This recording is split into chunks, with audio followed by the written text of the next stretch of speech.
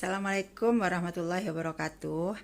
Nih siang ini saya lagi ke tempat mama. Kebetulan mama saya ada di rumah adik saya di Bekasi.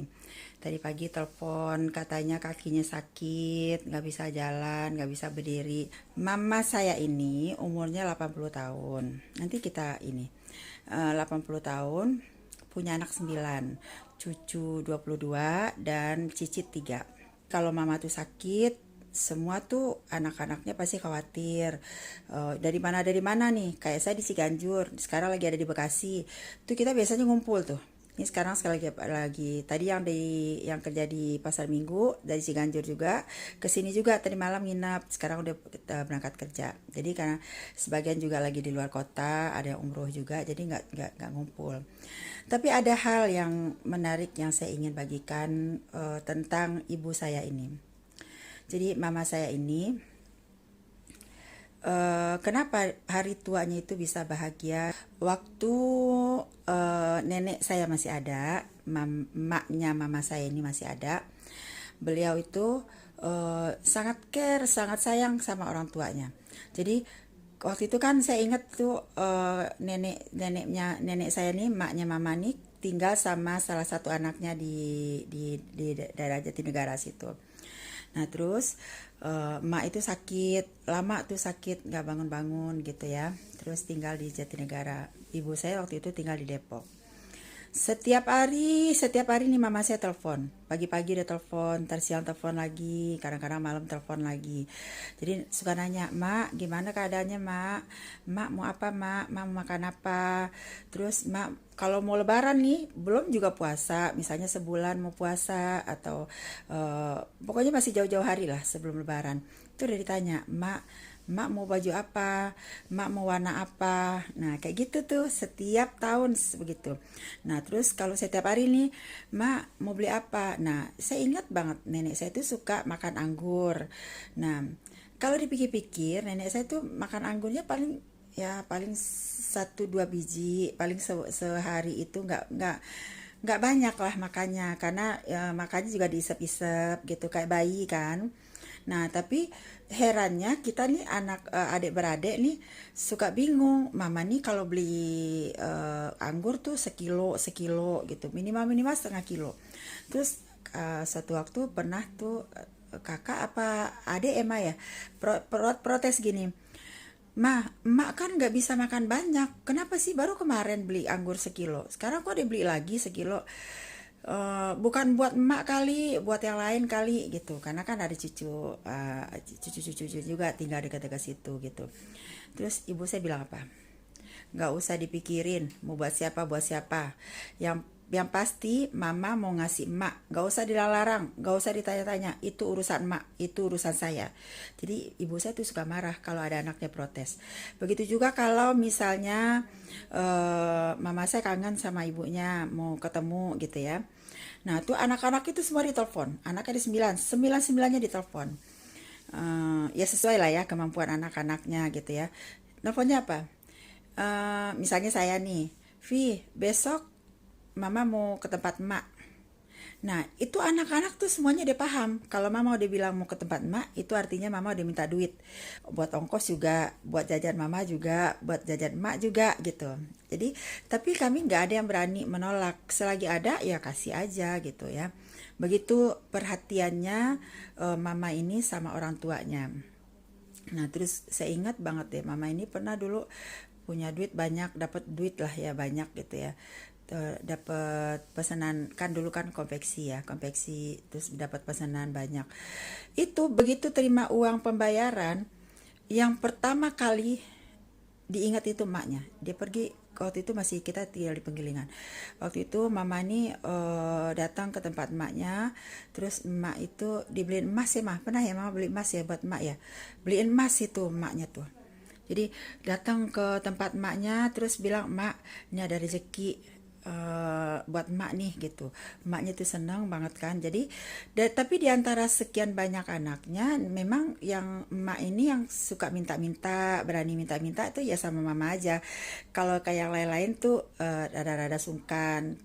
dia beda-beda anaknya. Ada yang khusus ngurusin anak emak kalau lagi sakit gitu. Tuh nggak mau tuh, tante saya, adik mama saya tuh ada yang khusus ngurusin emak sakit. Jadi nggak mau sama yang lain, maunya sama tante saya itu. Jadi bagi-bagi tugas. Nah kalau om saya ini tugasnya ya bagian yang berat-berat, misalnya biayain rumah sakit segala macam. Jadi tanpa disuruh, tanpa harus ribut-ribut, mereka tuh sudah tahu kewajibannya masing-masing. Makanya saya miris kalau ada anak yang menelantarkan orang tua, ada anak yang sekarang orang tuanya sudah sakit-sakitan. Kalau orang tuanya sakit, anak-anaknya pada berantem. Kalau orang tuanya nggak ada yang ngurusin, nggak ada yang jagain, anak-anaknya pada lepas tangan. Ya Allah sayang, selagi orang tua kita masih ada, selagi orang tua kita masih hidup, coba deh dirawat itu orang tua. Sebab apa? Seperti pengalaman ibu saya deh.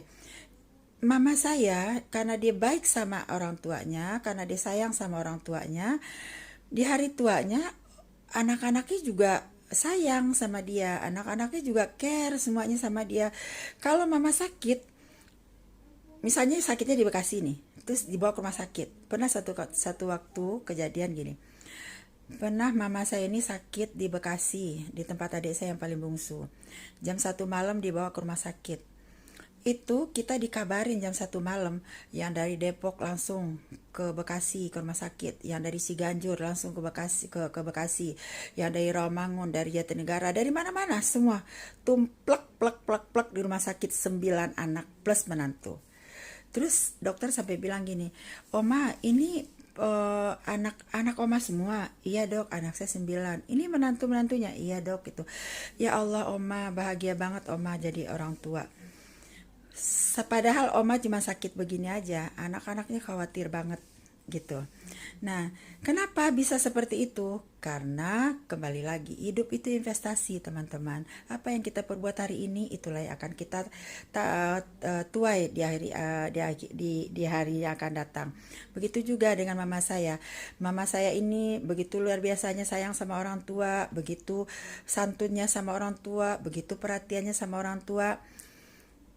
Pada saat di hari tuanya, anak-anaknya juga alhamdulillah anak-anaknya pada sayang semuanya sama sama beliau gitu. Saya tuh kalau belum lagi apa ya, kalau saya ingat-ingat perjuangan mama saya membesarkan kami anak-anak yang 9 ini, perjuangan yang tidak berat, yang tidak ringan menurut saya, perjuangan yang betul-betul luar biasa.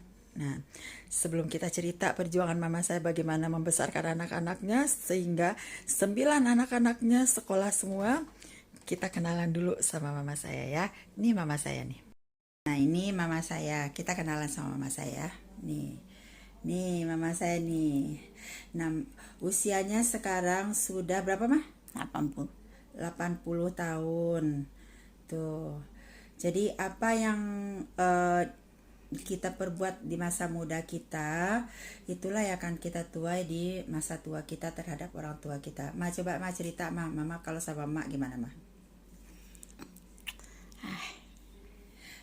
Ini mama saya ini waktu gadisnya cantik banget ini. Saya pernah lihat foto beliau waktu gadis, cakep banget. Ini mama saya. Tuh. Jadi 80 ya, walaupun sakit kakinya tapi alhamdulillah badannya sehat. Badannya sih nggak kenapa-napa. Nah, waktu muda juga dulu nggak pernah sakit, nggak pernah dirawat. Nggak pernah dirawat. Paling sakitnya itu sakit-sakit flu. Padahal dulu kerjanya kerja keras. Banting Tukang tulang nih. potong. Hah? Kenapa? Tukang potong. Tuh, tukang potong. Dulu mama ini kan punya konveksi banyak tukang jahitnya. Nah, mama ini nih yang motong bahan tuh, ngegelar bahan yang gede-gede gulungannya tuh dibuka sendiri, nanti motong sendiri, ngegelar sendiri. Oh, luar biasa perjuangannya. Nah, ini nih. Nah, jadi di masa tuanya alhamdulillah beliau hidup bahagia.